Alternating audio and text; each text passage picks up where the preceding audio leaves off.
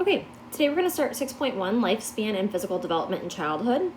The objective for today is for you to explain the stages of prenatal and infant development by completing the notes and applying Piaget's concepts of development to meeting Santa Claus, which is the assignment that you'll do for 6.1. So starting off the actual development psychology. Developmental psychology we have discussed before, but it is any physical, hold on. Okay, so development psychology is physical, cognitive, and social change. There are three fundamental issues in developmental psychology. The first is nature versus nurture, which we talked a lot about in the last unit. And what nature versus nurture focuses on is this idea of heritability. The extent to which variations of a trait or behavior can be attributed to genetics. So in other words, what did you inherit from your parents?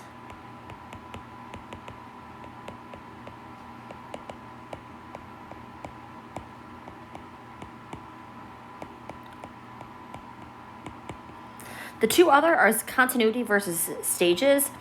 Do we develop as one continuous? Oops, sorry. Let's erase that. Sorry, team. All right, let's try that again. Okay. So, do we develop as one continuous or distinct stages?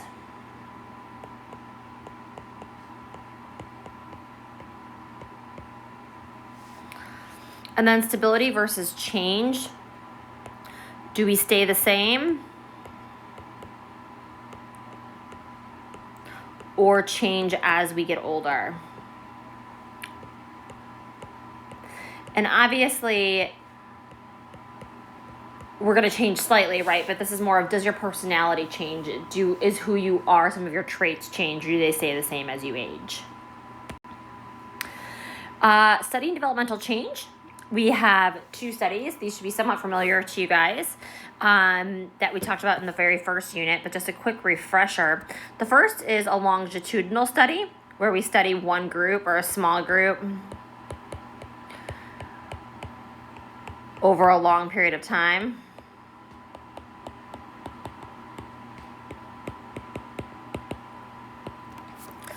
One of the good things about that is that it allows us to observe age-related changes in individuals. However, one of the drawbacks is that it's very time-consuming and expensive. A cross-sectional study is where we compare groups of participants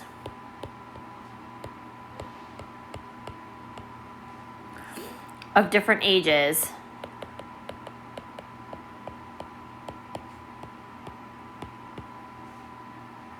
to determine age-related differences.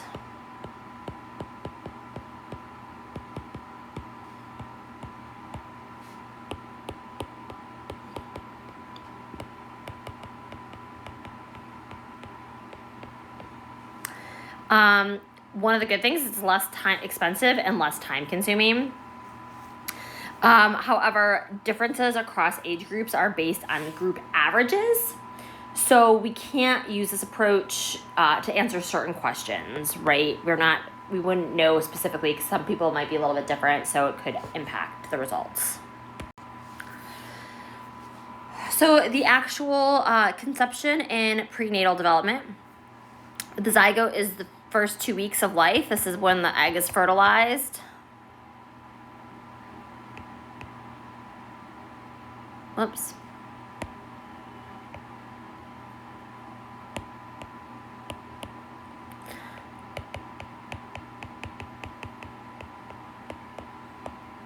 And rapid cell division, which is what you see happening here. And then an embryo is when it attaches to the uterus and the placenta forms. And something that's kind of a fun fact, as the brain grows, the developing embryo, it forms as many 250,000 new neurons per minute. That's kind of crazy. A fetus. A fetus is what we see at 32 weeks. Looks like a human. And can hear. So, can hear what you talked about. Conception and prenatal development, some of the impacts of prenatal development. First, we have teratogens, and that is a chemical and viruses that can reach the embryo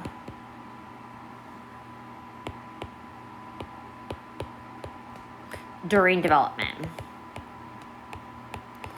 So not everything that you take, not every medication can reach the embryo, but certain ones can, which is why you can only take certain types of medication when you're pregnant. It depends on whether or not it can enter in through the uterus and in through the placenta.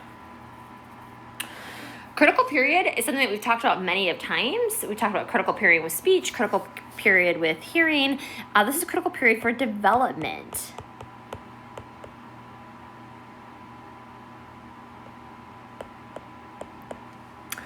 And development is when body structures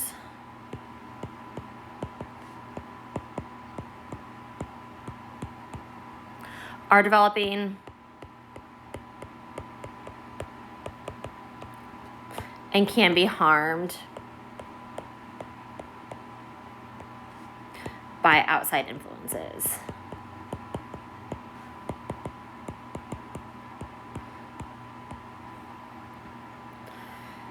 One of the major ones is going to be fetal alcohol syndrome. This is the major one. Obviously, this is caused by alcohol. And what we do know is that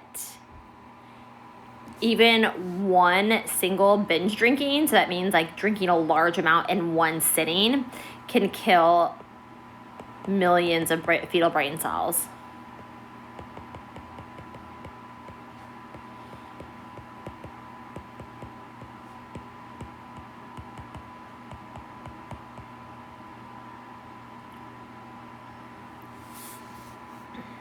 One interesting study with the teratogens was a Danish study on smoking. And what they found is that overall, boys of mothers who smoked heavily had an increase in violent crime rates.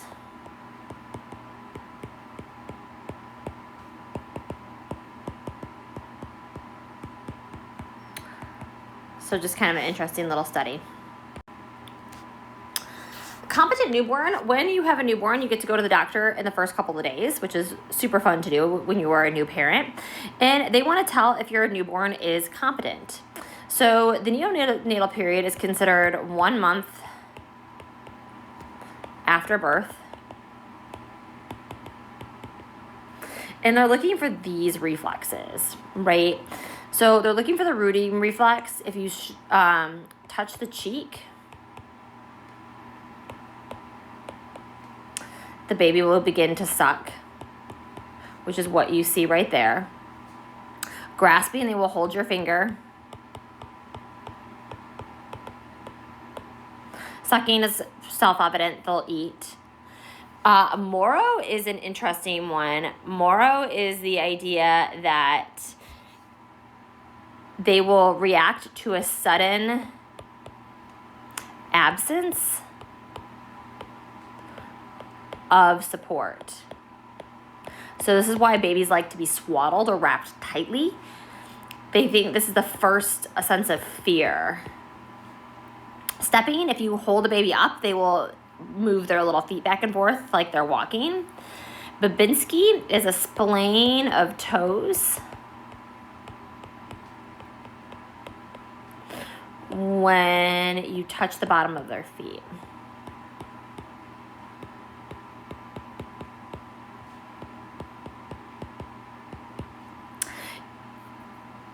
And so these are what they're going to look for when you have your first doctor's appointments. Habituation is important, so make sure you know this. Infants will pay less attention to something they have seen than to something new. So we know that babies will spend more time looking at something new than they will if they've seen it before. So this is why showing them new pictures or new toys can hold their attention for longer than things they've seen before. Physical development, maturation is an orderly sequence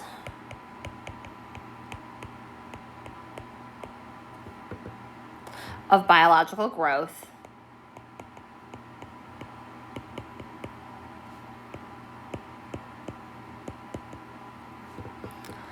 Motor development, interesting fact, so this is the way that you physically move, is influenced by genetics. However, culture can play a role. For example, in Kenya, they encourage physical development almost as soon as the baby is born, whether that's all types of movement. And what we see is that babies in Kenya tend to hit motor developmental milestones about a month earlier than American children. And we think that it's because of the encouragement of physical development. Infant memory. Rovey and Collier studied infant memory using a mobile, which is what you see here, and found that babies like the black and white shapes and that they'll stare at those a little bit longer. Infantile amnesia is exactly what it sounds like, is that we forget everything in the first few years of life.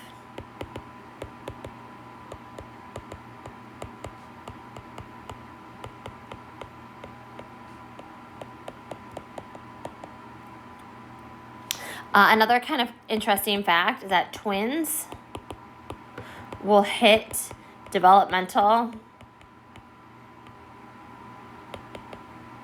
motor milestones at the same time.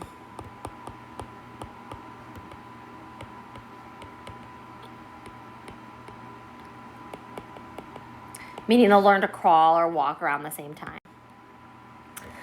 Cognitive development. Cognition, all mental activities associated with thinking, knowing, remembering, and communicating. A schema is a concept or framework that helps us to organize information. So I think of it as a file folder in my brain. Jean Piaget was a developmental psychologist. This is Piaget right over here. He looks French, doesn't he? And he came up with developmental stages, but he also believed in this concept of assimilation and accommodation. So assimilation is going to be when you interpret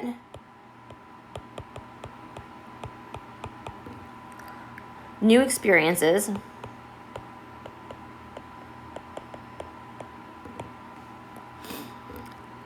in your existing schema, meaning you're taking new information and integrating it with what you already have.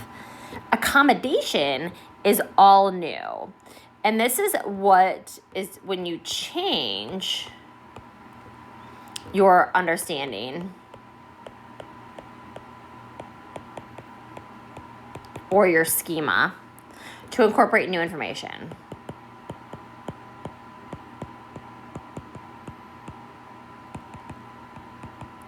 Now, for accommodation, one way to remember this is CC means creates change.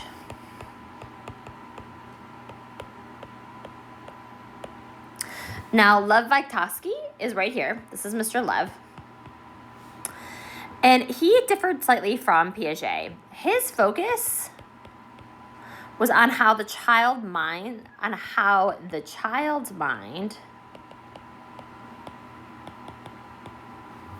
grows through interaction with the social environment.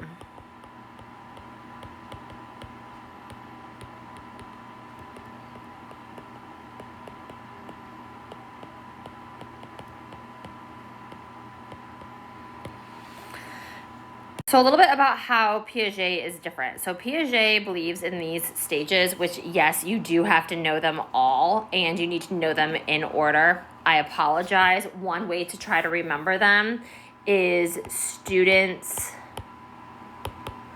of psychology can fly, SPCF.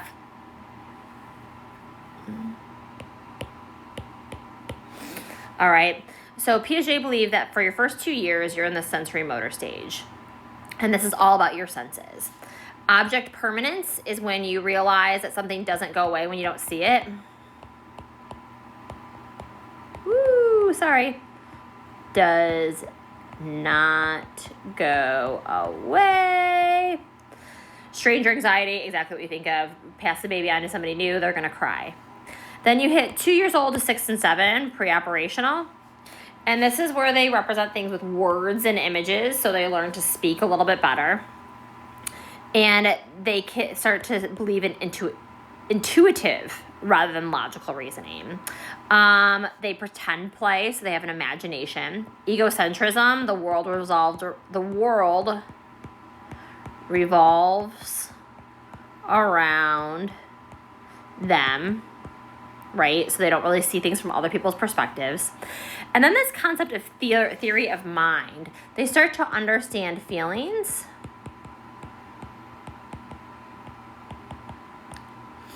and realize the intentions of others.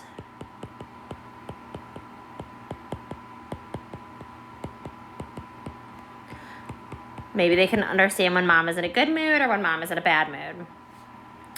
Concrete operational phase is where we see conservationism, and this is the idea that change in shape does not mean change in mass, right? So like a short fat glass versus a tall skinny glass can be the exact same thing. And mathematical transformations, they can start to understand more complex math problems other than just addition and subtraction.